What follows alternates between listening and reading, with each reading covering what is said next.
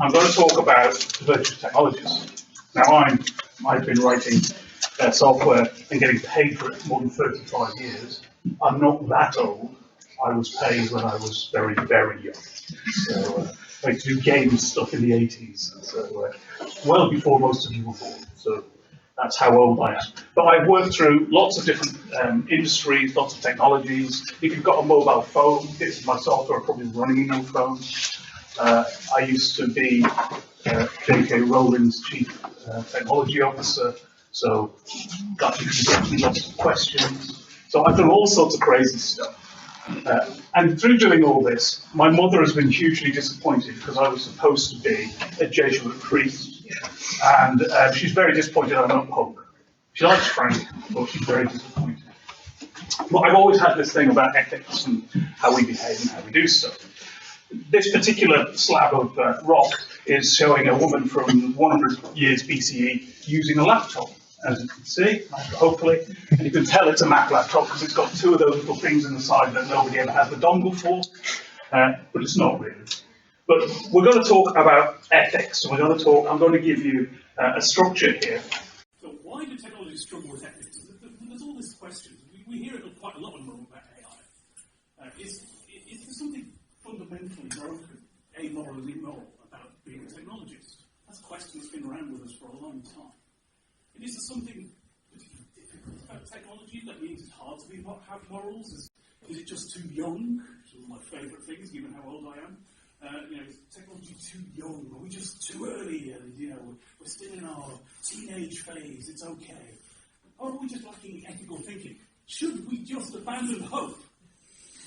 I can't believe I'm shouting that in a church. So that's my mother will be very happy about it. So I blame the Enlightenment. Okay? I'm going to give you a brief rundown of why the Enlightenment is the problem. This is a brief but pretty basic history of moral philosophy. There's no way you're going to be able to see this diagram. However, this is the last 3,000 years. It goes from the Iron Age all the way over through Middle Ages, early modern, all the way over to this side, which is the current era. And essentially, most of what we think of classical is over there, in the Iron Age, over ancient and the classical, the Dark Ages with the Greeks and the Romans. And that's where Socrates, Plato, and Aristotle hung out. All right? It's easy to remember what order it is because it's SPA, SPA, BCS.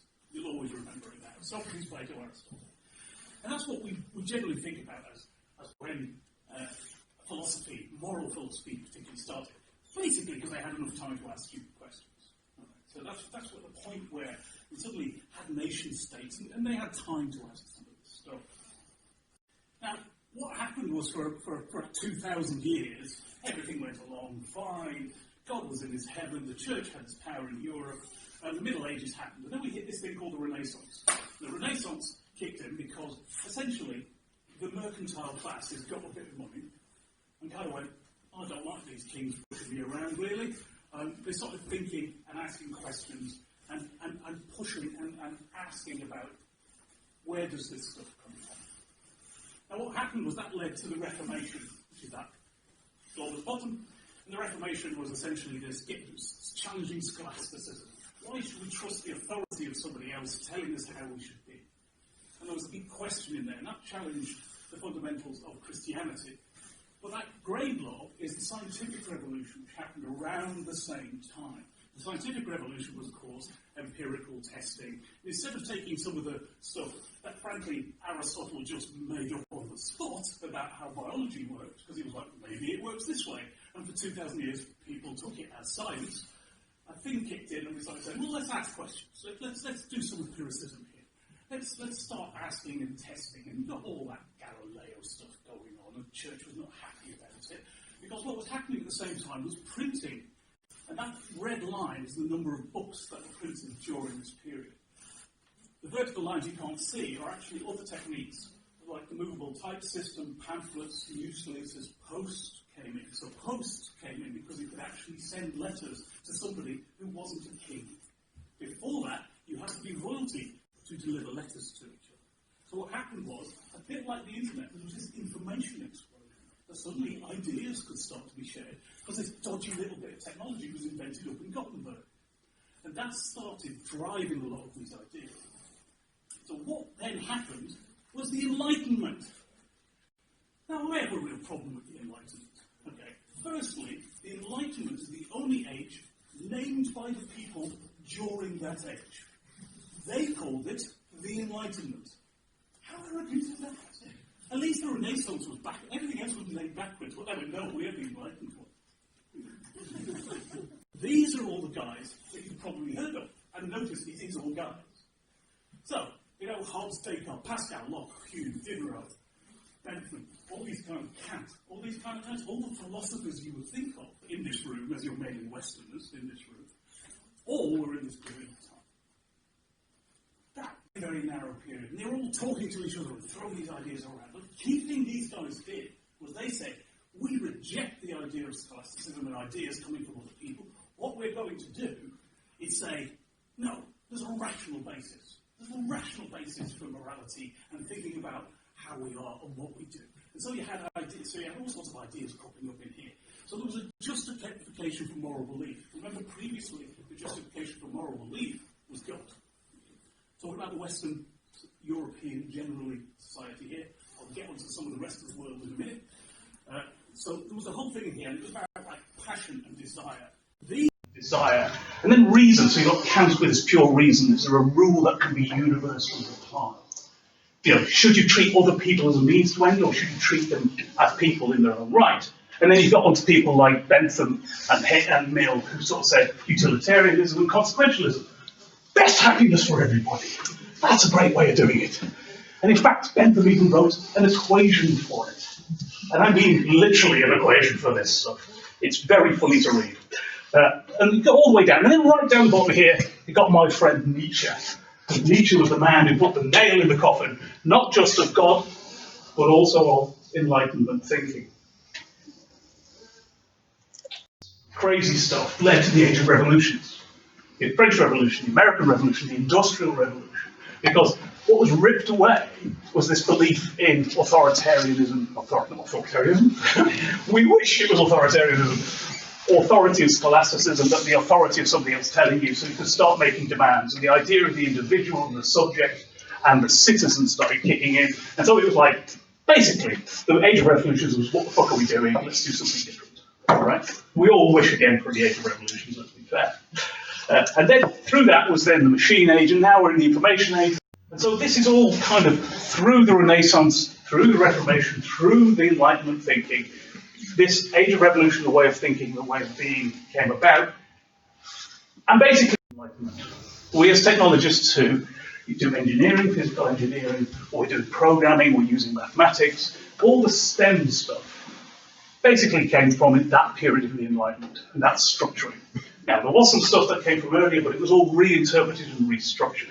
So we're children of the Enlightenment. If the Enlightenment didn't happen, we wouldn't be here. So the Enlightenment project, to find a rational basis for ethics, morality as it's called, failed. It didn't work. And there's several reasons why you can tell it didn't work. Firstly, my friend Nietzsche, not actually my friend, but so he pointed out that most of the universal morals, morality stuff, are based on fictions, duties, rights, utility, the best. They're all things you can measure. But as he pointed out, it's not. You can't just use those things.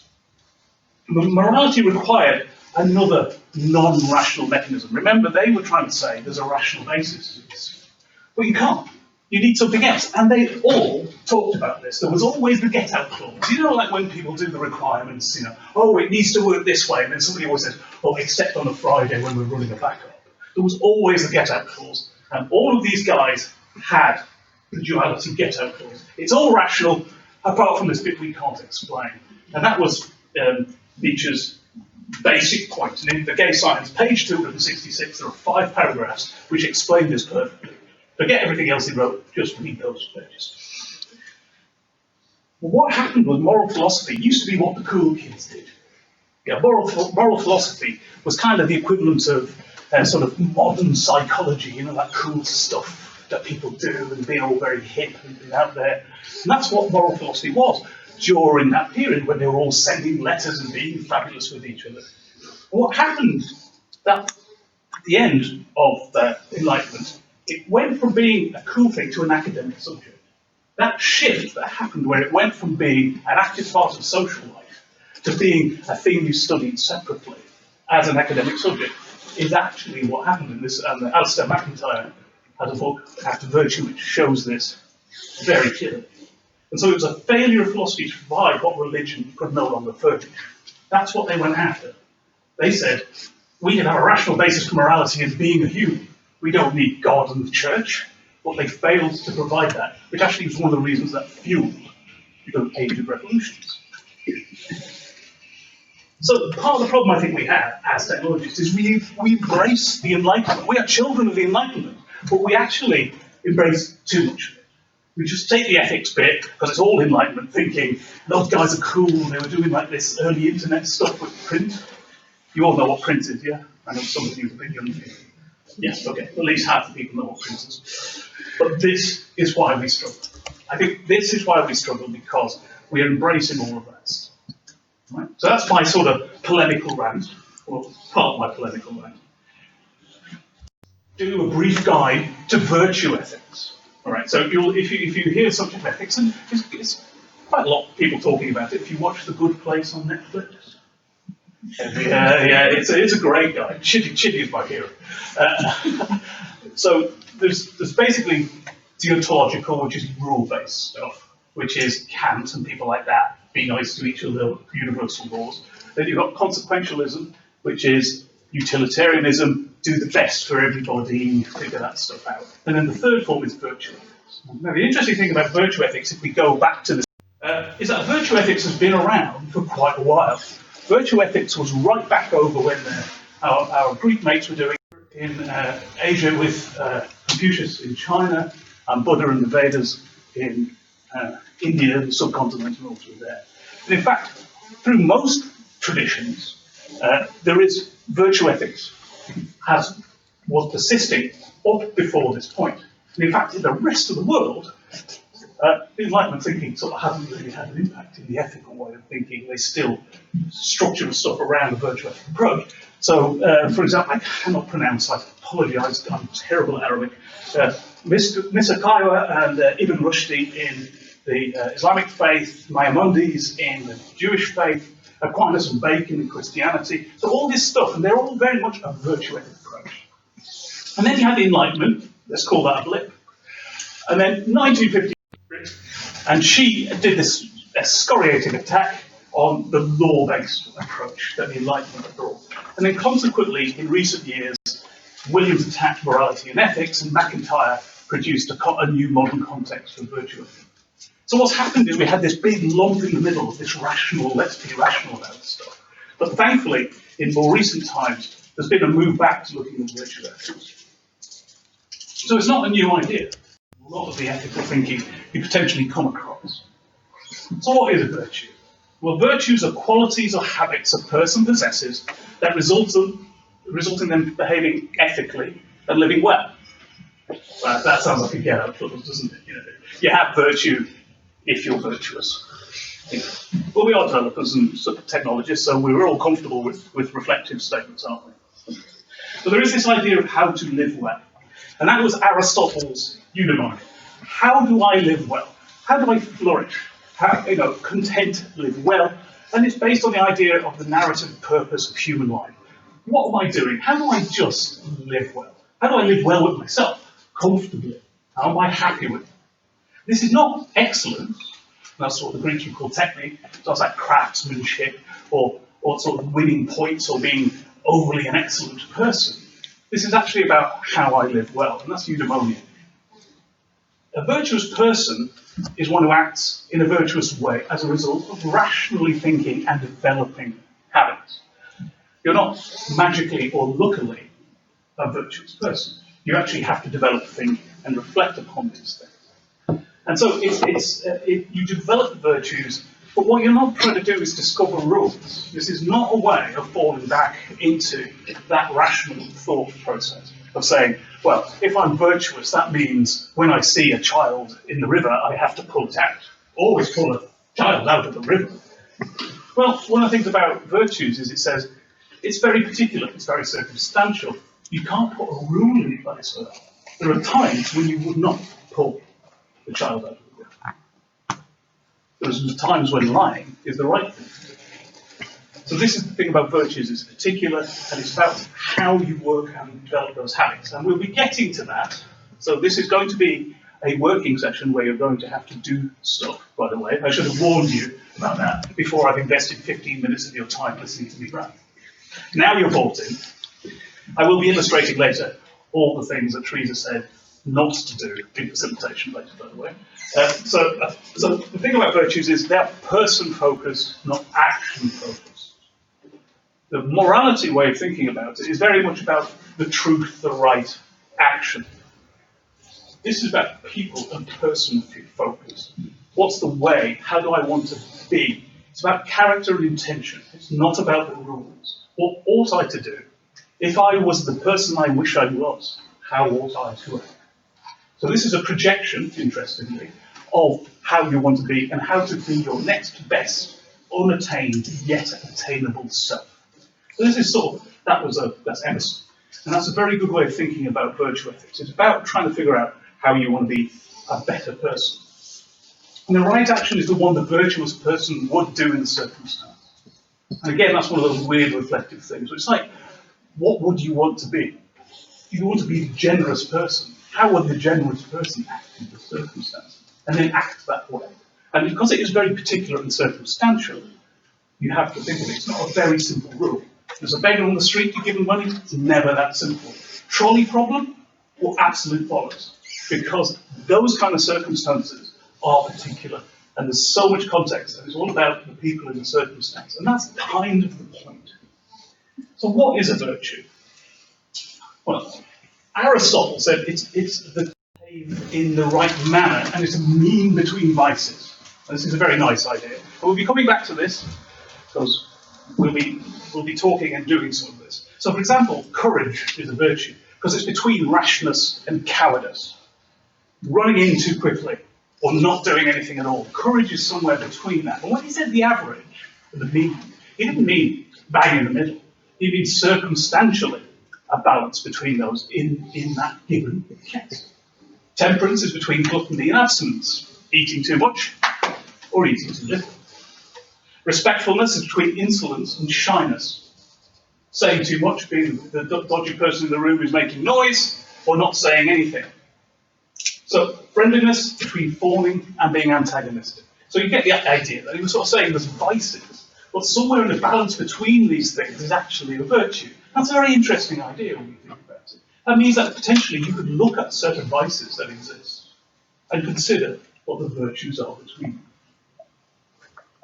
McIntyre, sorry, the guy in the bottom corner, that's Aristotle. That's McIntyre. As you can see, he's a bit more modern. He's still stony looking there. So what he said was a virtue is an acquired human quality. So this is a long one. Possession and exercise which enables us to achieve those goods which are internal to a practice, or which effectively prevent us from achieving any such goals. So the academics in the room will be very happy with that statement. Let me turn it into actual meaning. So the external good, so if you do a practice, and the practices here he was talking about are things like farming. Not planting cabbages, not the tasks, but farming. Or for us as technologists, it's like testing, not writing a test. All right? So that's what he means by practice. But if you do any practice, he says there's external goods. Typical external goods are things like money, fame, power, influence. And those things, if I have some, somebody else doesn't have. So if I get money, somebody else doesn't have that money. And they're generally things which are zero-sum, and that if I have it, somebody else doesn't have it. And these things can often be gained by cheating as well. Not a good definition, but it's an interesting way of thinking about it. The internal goods are the stuff which is only achievable through doing the practice. So social bonding, a sense of satisfaction, a possession of which is not limited to win-lose, but is actually more. It's a non-zero-sum game. We all gain something from doing this, and you can't cheat to gain those things.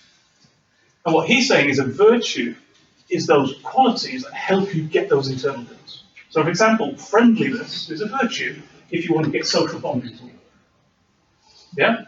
Good hand movement could be considered a virtue if you want to make sure that a group is being facilitated. So these are things that actually can work to enable. So that's what he's saying, is the virtue helps the internal goods. Arguably, he's also saying the vices and things which enable the external goods, but that's a whole different presentation, so I'm not going to do that.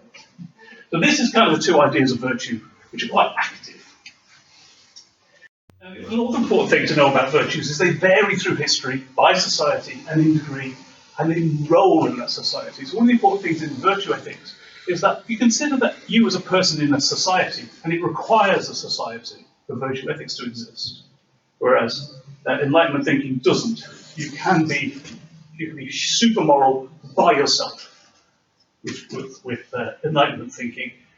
Virtue ethics requires you to be part of the society because you have a role in that society. So we're talking about being technologists in a society. And one of my questions is, what is the role of the technologist in society? Because it does change what happens. Over time, they're not general and universal. So Homer, friendship, courage, restraint, wisdom, justice. Socrates, courage, wisdom, justice, piety, which is an interesting one these days. Most people don't say piety. Japan, Bushido, benevolence, respect, honesty. Keegan, self-care, prudence. Shannon Ballard, who's a modern technology ethicist, says empathy, care, civility. So these things change, but they also depend upon your role. So for example, courage and temperance, are they the same for the soldier, the wine merchant, and the diplomat? Probably not. The courage you would expect of a soldier is very different from the courage of a wine merchant who's betting on buying a given wine and selling it at a slightly, he's thinking this has got to satisfy people better.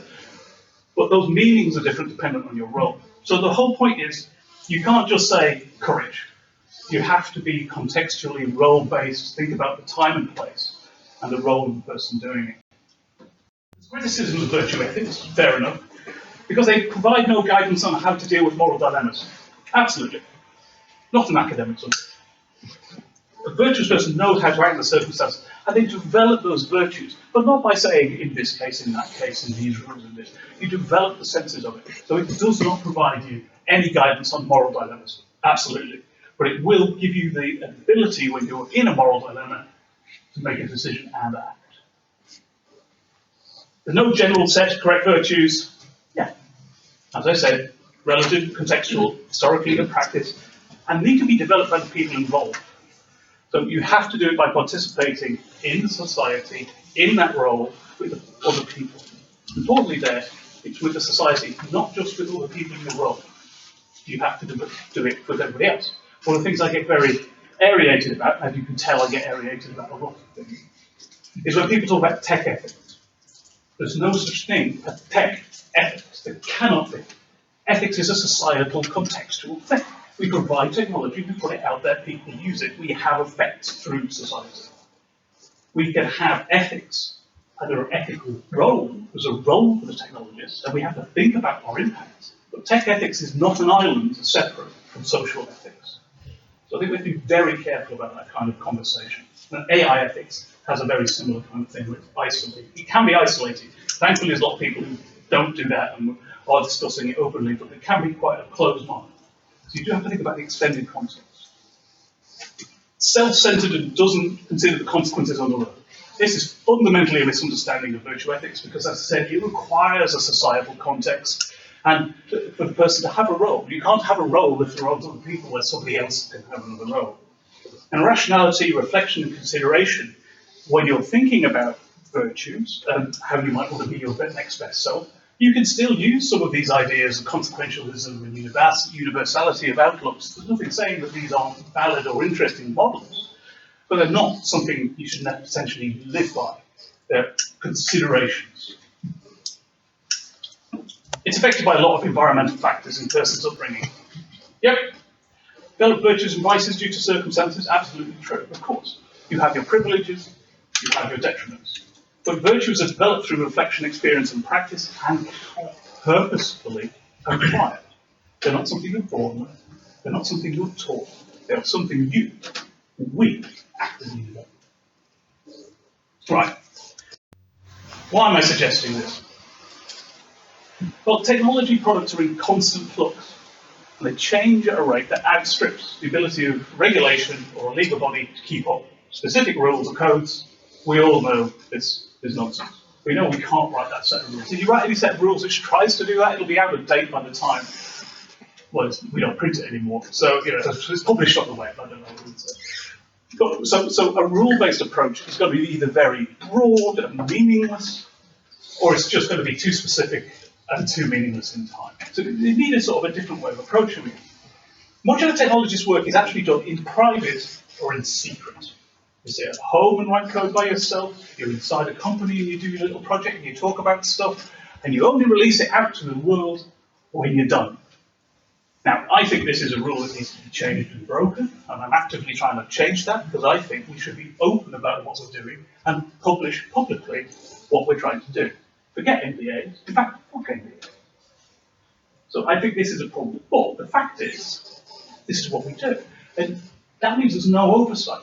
So for all these rules and all this is what we're supposed to do, there is actually no oversight. And it's driven by commercial intellectual goals removed from a greater positive social context.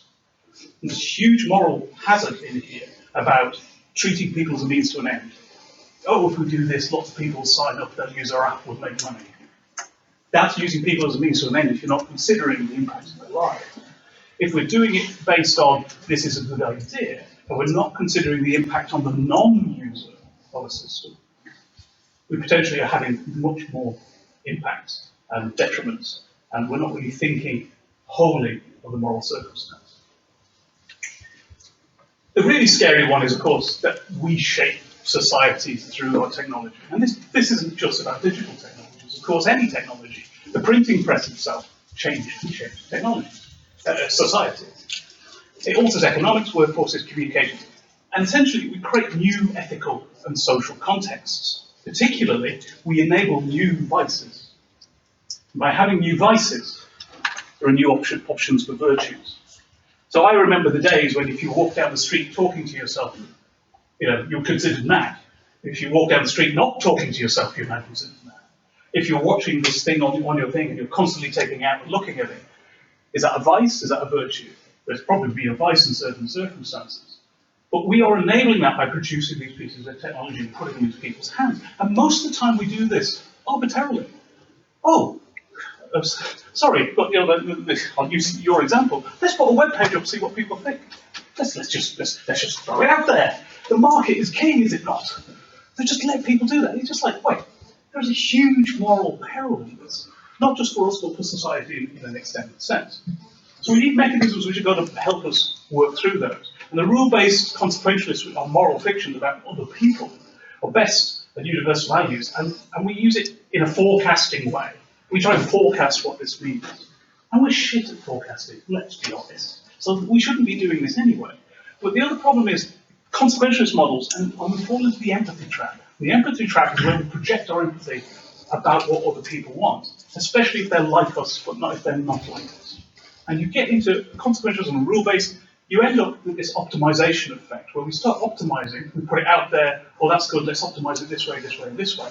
And we go in a very narrow thing towards this ideal market, but we leave a whole lot of other people behind.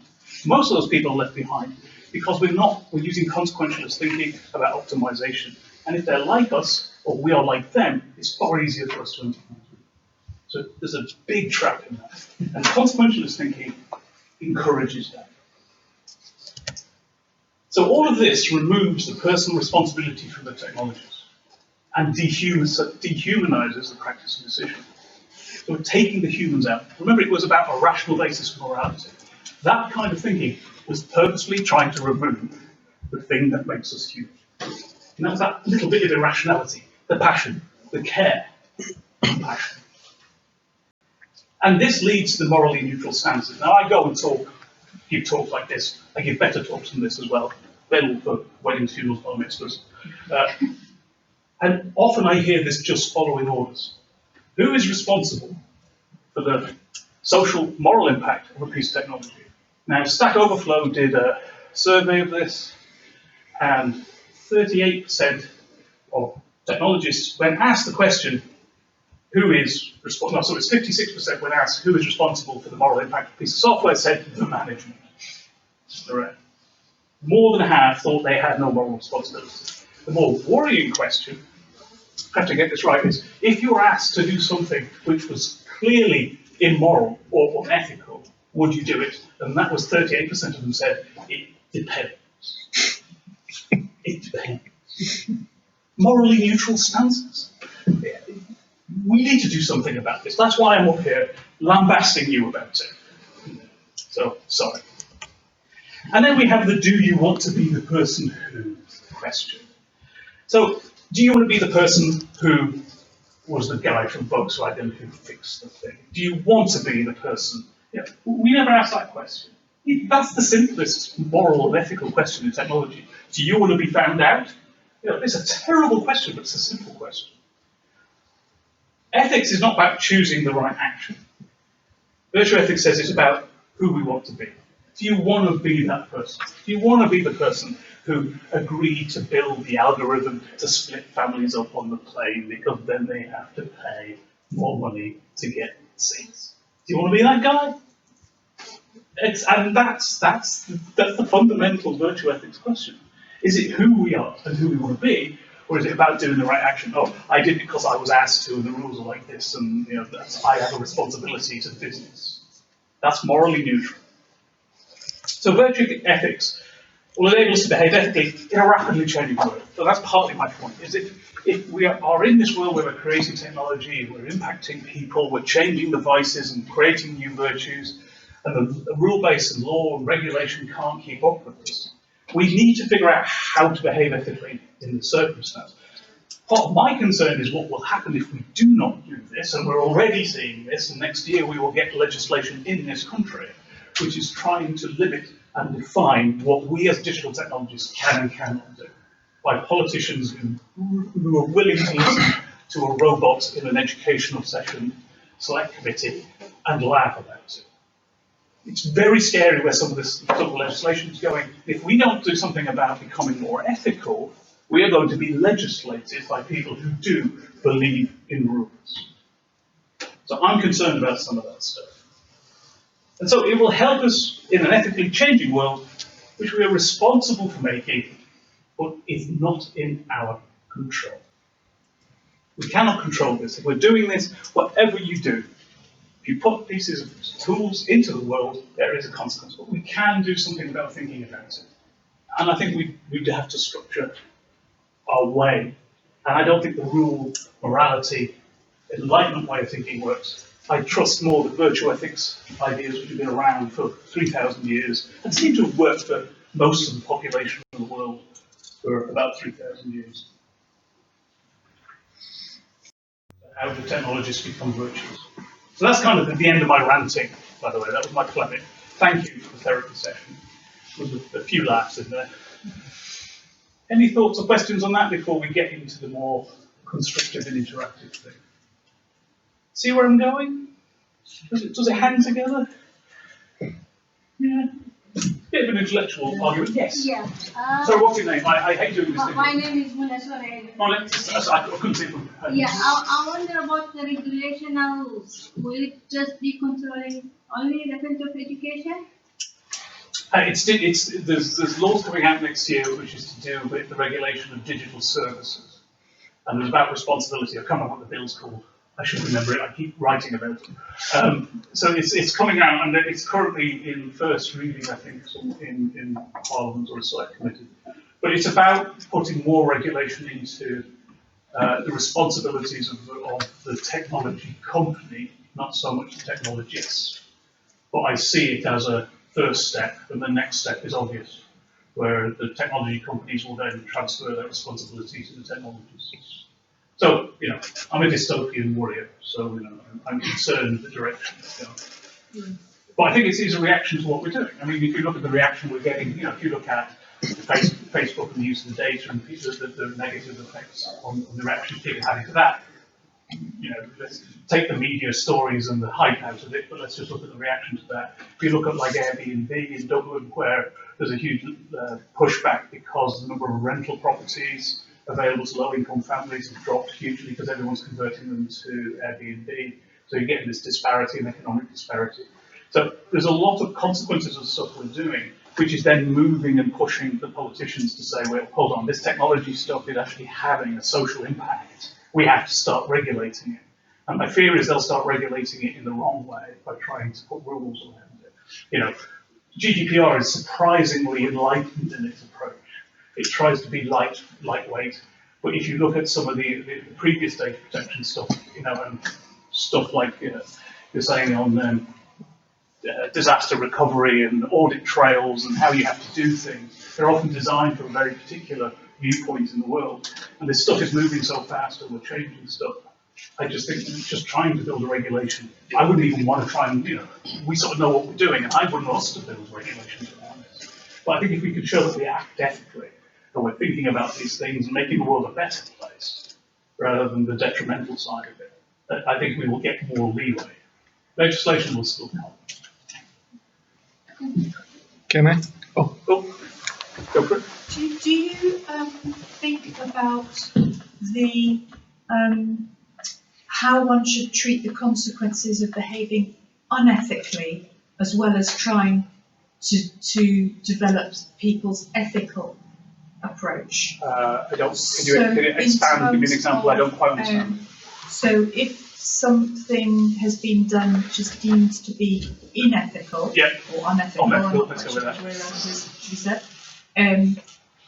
Do you have a viewpoint about how that should then be corrected in your philosophy as well? I think. Well, the virtuous ethic answer would be, well, if this is wrong, what do you do? How should we then react? So it does amaze me how often we don't withdraw technology that is causing harm. That often we go and fix it, and we don't have that. No, let's not do this. This was a bad idea. So I think there's some of that kind of stuff about how we react when things are shown to have done harm. And we do tend to be quite technological about it. If this is a problem, we fix the bug. It's a bug in the system. It's not that we shouldn't have done the thing in the first place. Or what's the consequences of this? You know, the newspaper, for one, was an argument in the mid-90s. That it was clear it was a bad idea. But we implemented it in Facebook and Google and everything like that subsequently, because the neo-capitalist imperative was there to make money and this would be great. And the people who were doing it just didn't really structure that. But how do you stop that? I agree there is a question in there about what should we react. But I think it comes down to the same kind of thing, which is when you find that or you realise that's happening, what should you do? And that comes down to like whistleblower questions. If you were in Volkswagen and you knew that, why did nobody say? You know, and it's those kind of things. Why as technologists are we not able to say, what is the role of technologists? And I think part of the role is actually to say, hold on, this isn't good, and to share. So I think the solidarity about sharing and being in solidarity with people who are affected by it. I think there's things about not doing things in secret and in private. So I think there are a lot of habits we can change. So I think it's a big subject, but we don't talk about it. We don't even start the conversation. Okay, so all right. Well, one point, I mean, even as you were talking about evolution of civilization in some ways, you referred to a number of fictions. Yeah. One fiction being religion, other fiction being a limited liability company. Humans are successful, the sapiens are successful, because they have evolved the art of creating and believing fiction to a higher degree than other animals we have studied. It has served us well up to this point. At the same time, if you think I'm going to do what could be injurious to my fellow human because my religion says so, or because my company's interest lies in that, then that fiction can lead to disasters. Yeah. So have we evolved enough where we should stop fiction and start taking responsibility at human level? So I'll say no. Okay. Because just to say no to the position, and I'll explain why, and it's kind of a yes, but no. So the fiction referring to was the Nietzschean principle of the moral fiction, and the moral fiction being a duty or utilitarianism and stuff. Religion, full enough, was never one of the ones he mentioned, and I wouldn't say it's necessarily a fiction, because I'm an atheist, but I know lots of people believe in it, and it's I don't think there's a consequence of that. I think the narratives we tell ourselves are the truths we believe and by which we live. Narrative. And so I've always the difference between a fiction and a narrative. A fiction is one of those things which you is not quite true. And so to base a rational thinking set, which is what the argument was, is you've got this very rational way of looking at it, but you're basing it on essentially a fiction, which is a belief. And that was his criticism, is that at the heart of morality is a lie, and that you can't do this. So you have to be more human about it. And in fact, the telling of the stories and the narrative is that. Virtue ethics is based on the idea of telos, the life you live and living well. If that life of living well is defined by your God or is defined by your cat, does it make a difference? And so I think that's the yes. So I think that telos, that stories, those narratives are important to us. That's sort of this fake news and alternative facts. It's not. This is alternative fictions on narratives. Mm-hmm. And so I agree with you that actually narrative is that.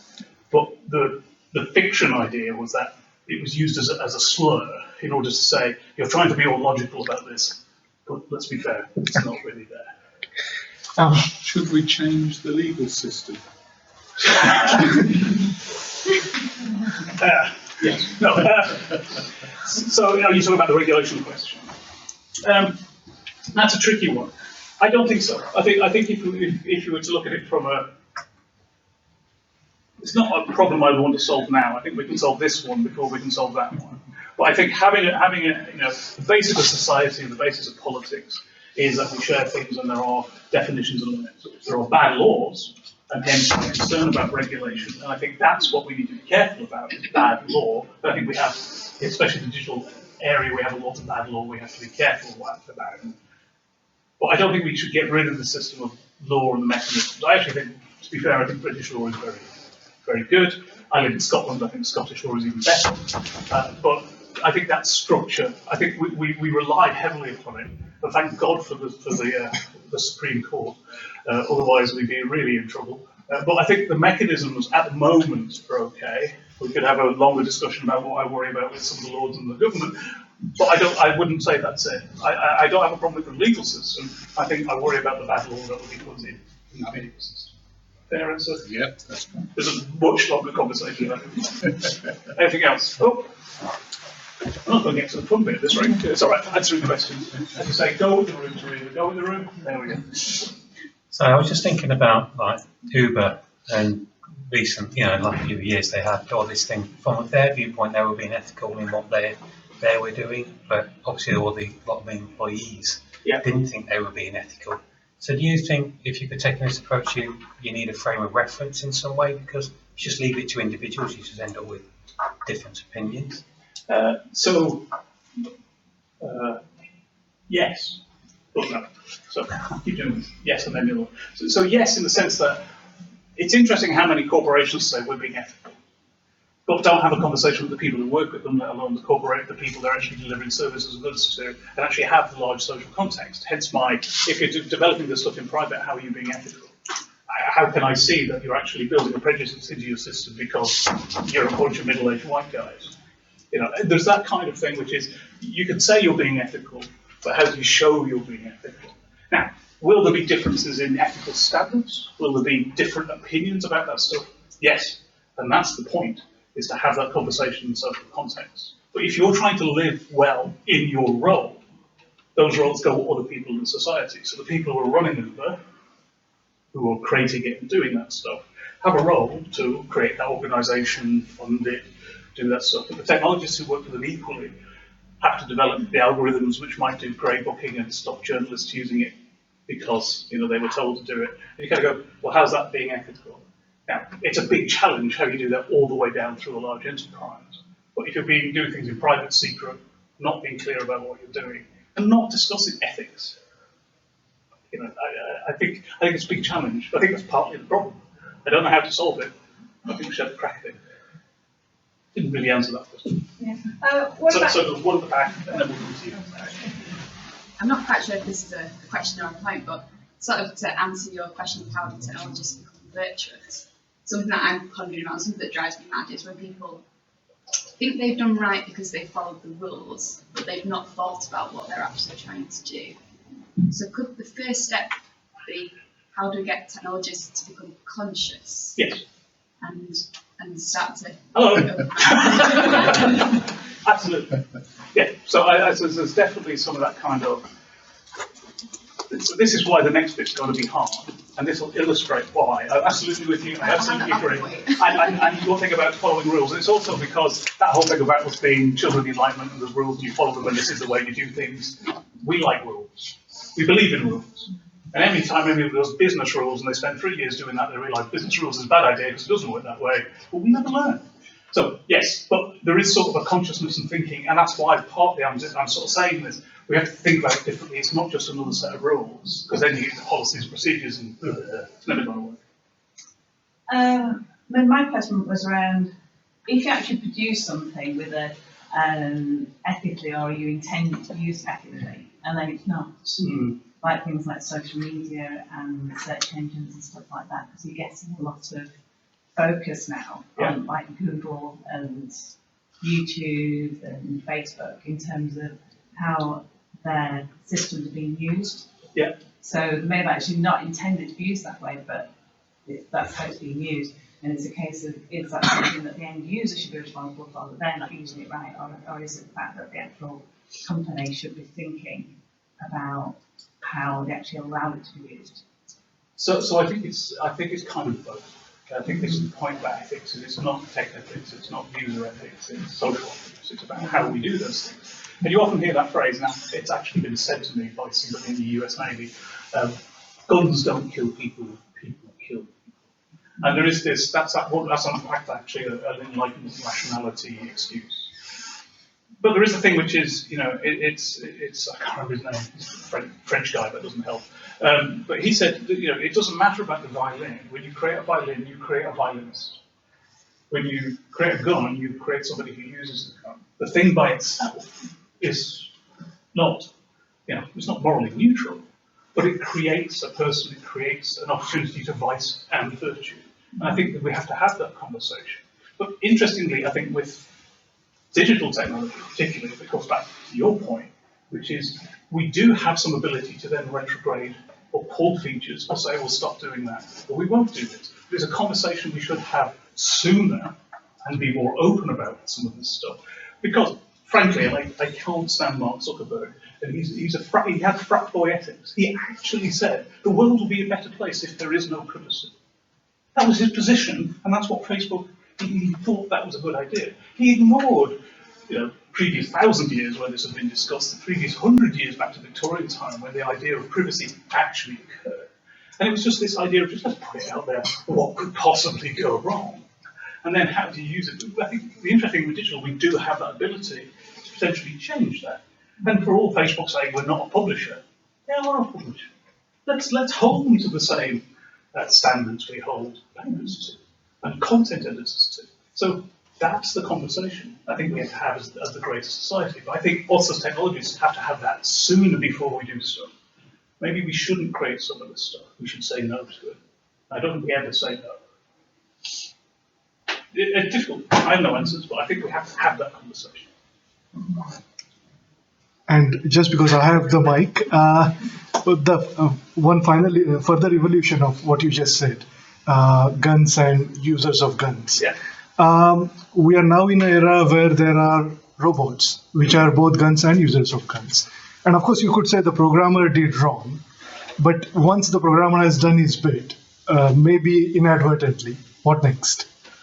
So if we're going to get into the AI and robotics conversation, you get into the thing about accountability and who is actually accountable, and actually the human ability. We have to be very careful about empathy. You can tell I'm very, very cagey about empathy. We have to be careful about cognitive empathy, where we believe this thing is we create something which is apparently intelligent, and then we automatically imbue it with certain things. And because it can act and do, it can fly off, it can follow a rule, it can follow somebody, it's got the gun. Well, it's an autonomous. We even call them autonomous vehicles. That we imbue them with this, but is that actually where the accountability lies? And there's some of that kind of conversation. We see it in the madness of algorithms that are going on with the, rate your babysitter based on their social media, for example, or what's that? There's the Faceception. There's an Israeli company, Faceception, that says from a picture of you, they can tell how trustworthy you are, if you're likely to be a terrorist. So they're actually using facial recognition and AI for So you kind of go, how is this a technical? How are any technologist willing to do this? And that stretches to the how far do you go? Why are all the voice, Siri and all these? Why are they all women? Why are they women? Do we think about that? Kate Devlin has a very good book on that, by the way. So Sex and Robots. Dr. Kate Devlin, very good book on that. So I don't know. Well, thankfully, we're going to figure it out today. So this is hard. Yes, it's all very hard. But we have to talk about it. We have to talk about it not just amongst ourselves, but with greater society and social getting out there. So how do we become virtuous? Right, as fast as I can through this bit, don't worry about this. So, learning to be virtuous, you learn through practice. You become courageous by doing courageous acts. You become generous by doing generous acts. It's about building those things. Don't worry about intellectual and character virtues. Lots of writing in here, don't worry about it. You learn through thoughtful reflection on what we are as human beings, our potential for what we become, and what our role is. What is our role? I don't think we really have a good definition of what the role of a technologist is. And I think it has changed in the last decade or two. So it was, we were very much back, but now we're very much in the front and have huge power and responsibility. It's not developed in isolation, but within communities of which we're part. And that includes us, our companies, greater, your town, other people. And we have to pay attention to what we are doing and intentionally be the person you want to be. So I keep coming back to this. Be that person. Imagine what the good person you would like to be would do, and do that. What would the good me do?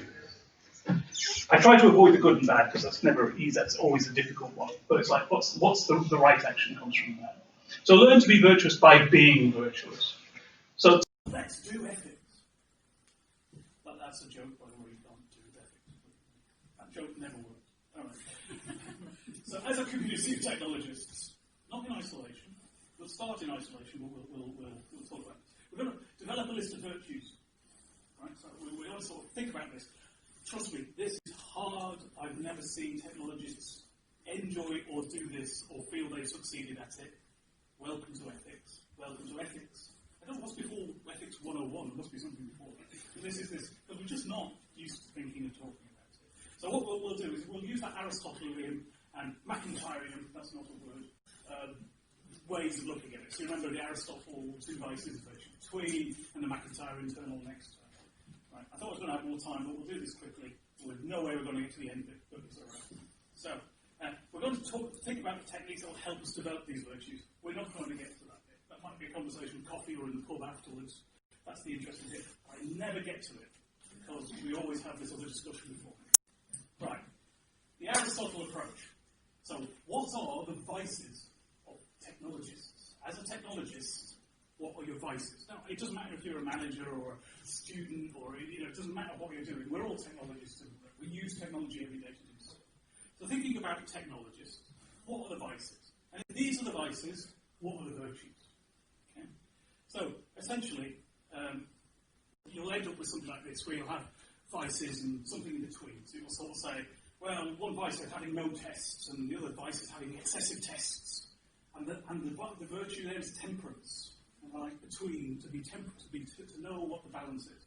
Now sometimes you'll sort of say, use the best thing, it's the best thing ever. Use the new thing, and then it's like, oh, stick with the proven thing. Now between those two extremes as a virtue, you might not know what that virtue is, you can't name it, don't worry about it. This is the key learning I got from the last time I did this session. Don't worry about the word, because technologists love worrying about words, it seems, and spend all their time worrying about that word. The point is, look at those things which are the vices and see if you can think about it in between. So what I suggest we do is that you do this by yourself to begin on a bit of paper. Just what are vices? Just so sort of go through this list. Think of some vices, and they don't have to be related.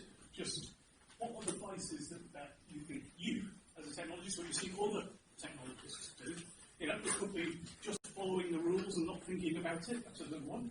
Not testing. So do a list of those, and then, so do that for like 5 minutes or so, and then I'll call it and sort of say, see if you can start linking them up. They don't, quite often what you find is you'll write one vice and then you'll think of the other end. That's fine. But just sort of list them. And then what we'll do is you'll think about those issues, and then I'll get you sort of to talk to each other about those at some point. So just so you know, it's going to be a conversation with your colleagues. That makes sense? Yeah, don't worry, this is hard. And there's no right or wrong answer, by the way. And you can do it if you just, you can use it. You can change technologists to academics if you want, that's fine. It doesn't have to be technologists. You can use this on any group. I also wanted to try to think about the McIntyre view of the world. So the McIntyre view is like, what do you think about, what are the practices of technologists? So for example, testing, planning, talking to users, going to the pub and stuff like that. And then what are the goods? Remember this idea of the goods, the external goods and the internal goods? So the external being manifest, money, fame, things like that, the win-lose ones. And then the internal goods, which are sort of the ones which are non-zero sum, so social bonding, achievement, things like that. And then what are the human qualities that would enable them? And you'll probably end up something like this, where you might sort of say, well, like pair programming is a practice.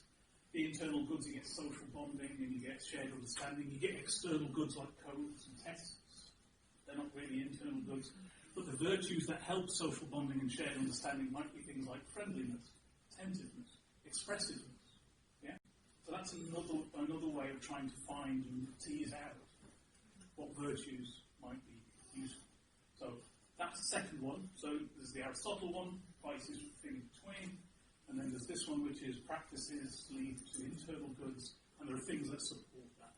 So you can mix that one in and see. So what we're trying to get to is sort of, what are those virtues? What are those interesting things? Even if it's phrase rather than a word, that's okay. It's kind of like there's a thing you do, that's okay. So we'll get to a discussion about some of those kind of things. Okay? Okay? That's a student that says I'm not clear.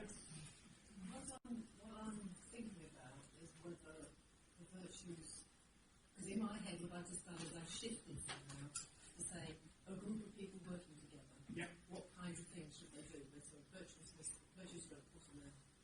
And then I go into the space that says you don't want everybody being the same. So actually, are all virtues, what am I trying to say? Does everybody in the group need to have the same virtues? Not necessarily, because they might have different roles in the group, yes? And Right, okay. Virtues come with roles. Okay, So just like Teresa was saying that you need to extract yourself and step back when you're playing the role of facilitator, there's one set of virtues you might have that. As we were discussing, when you're asked to do both, it's hard. So yeah, you don't necessarily have to, but that's why like those practices is interesting. So that might be facilitating, might be a practice versus being facilitated. Yeah. So it's that kind of, it's structural breakdown. Okay. Yeah, does that make sense? Yeah. And you'll probably I think it is a good idea to have technology. Sometimes it is like when a researcher collects the data, and sometimes it just touches the privacy of the responders, and you get like, okay, is it ethically good or not? But sometimes this data will benefit the whole community. Right. And you cannot just stop it because you decide. But there is an ethical proof that you need to have it. Sometimes the supervisor will be clever and just mention it to you.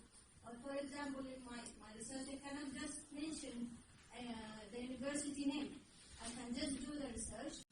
I can just rename them as A, B, C universities. Then I will go further into the details. I will run my algorithm. I will get a result. It will benefit the society. If the government decides to buy this research, it's good. But I have to mention, with circumstance, there is a limit with this study. And this limit, I cannot just cross it out, and I cannot just mention the names. yeah. Well, it will benefit the society at a certain time. For example, if I'm thinking about this university would be like smart city for the future, it would be good. And it would also help the community and academia. When I'm just stepping back and just having a fear about it, I will just start to write the limitation of this study. Yeah. And then from that stage, another researcher will take it into further step. For example, when I'm thinking about smart cities, it's good for the environment, but it's somehow hard just to collect all the data without permission. Yeah. And just have it from the internet and just without mentioning it. Just a privacy and respect and context. Yeah, and you get like, I'm not sure. Yeah. But sometimes someone will point at me that I'm criminal and I'm doing something wrong. when I'm just like discovering an algorithm that can detect virus and help us in learning, but it is like you feel slightly not that strong because knowledge is science, and science you feel like you feel that it is not the right way maybe. So you bring up an interesting one, which is technologists not just writing code, but data scientists, and using the data and how you apply that and how you use that information. And that's a whole big subject in the sense of how do you do that? But then it's that, what's the virtues you need in that, which is there's some courage in that, which is am I doing the right thing? There's some commitment. There's also that talking, there's the sort of how do I discuss this and make sure it's a context that we're all comfortable with. Is it your call to make that, or is it a greater call? So that's a tricky one. But the data science stuff and the how do I do research, how do I share this, I can see this benefit. I mean, there's an interesting discussion on smart cities are good, by the way. There's a very interesting ethical conversation you can have about cities and the smart city. And it is, do we have those conversations? That's a tricky one. It's how do we have those conversations? Yeah, it is kind of complex, and you feel like, okay, can I go in this direction? And who will do my group to just support me if anything's happening? Because community is not about individuals. Yeah. It is not your decision to decide. Okay. Thank you. To paraphrase her slightly, NHS digital, secondary users, it's the same thing. You're not necessarily saving life of the current user, but by getting access to large amount of data, you may be able to improve quality of life in the future.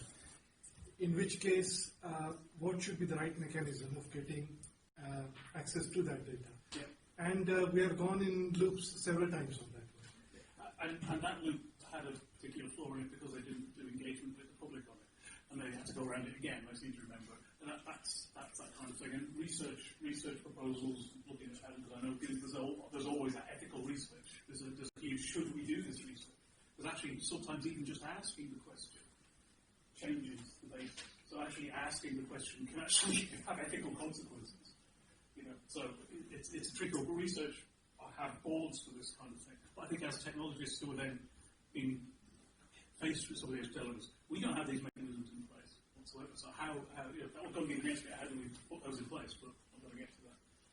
Anybody else got one? Any thoughts? Yes? I've put a few advices down. The first one is employ tech when not needed. It's always a good one. We need a technological solution for this problem. Yeah. Don't consider the owners or the users of the technology, so we don't think about the consequences of what we're doing. And we neglect those that don't have access to it. Yeah, that's a big one. I think. And I've got one virtue, particularly, was to try and improve the lot of others, but then that's very subjective, isn't it? Yeah, and that's where you run into some of the consequential thinking. It's like how do you do that? How do you engage? How do you improve that thing? Yeah, but that intention, that's I think there is a word for that. There's a very particular word for that, which is that intention to do good. But a lot of people call that empathy. It's not.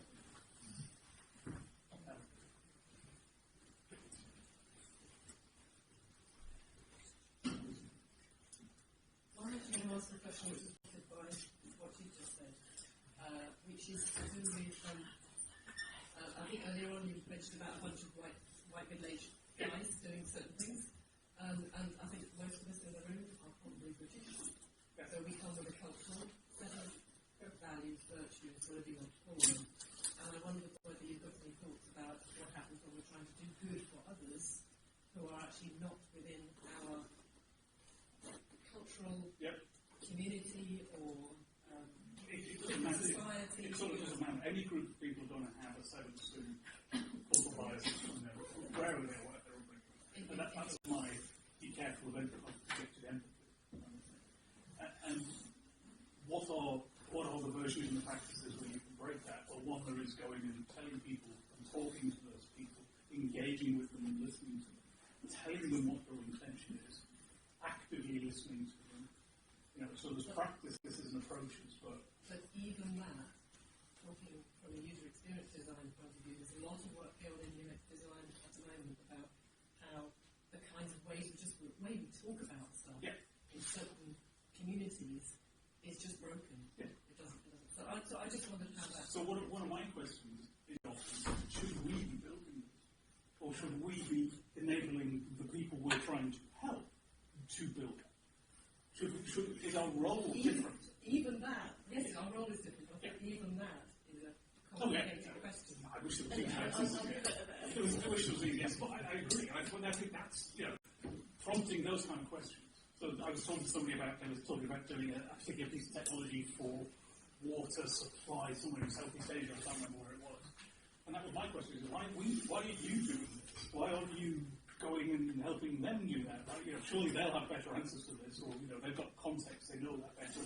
Why? And unfortunately, partly the answer was we can make money out of it. So that was kind of we've got the technology for this, we'll just do it over there. And it's like that might not be the right way of doing it. But I think it's about having those conversations. I just don't think we have any mechanisms. In my opinion, I don't think we have mechanisms built into the way we do technology that even challenges these questions. And that's partly my quest is, can we even understand the mechanisms of the ways of doing this? I haven't found any, by the way, and it's hard. So I'll leave you with a couple of thoughts. So you can't be given it, you have to get it. And that was my wife who said that, which is not the reason I married her. But it's a very big thought. This is the virtue thing of we learn to be courageous by doing courageous acts. We learn to be virtuous by being virtuous and thinking about it and reflecting it. You can't be given it. You can't sit it here. You can't construct it by yourself.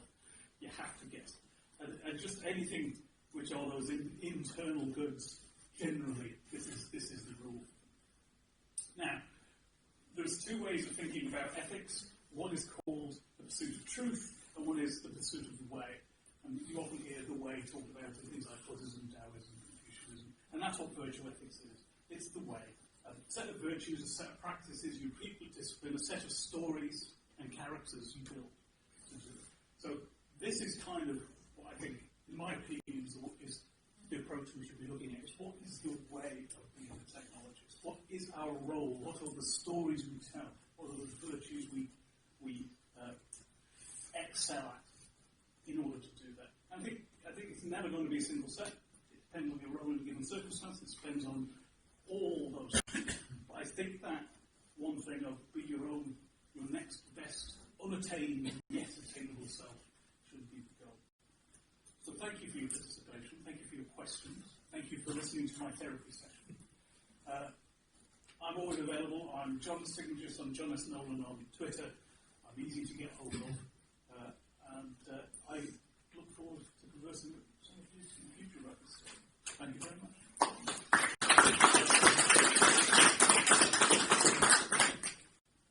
So thank you for your participation. Thank you for your questions. Thank you for listening to my therapy session.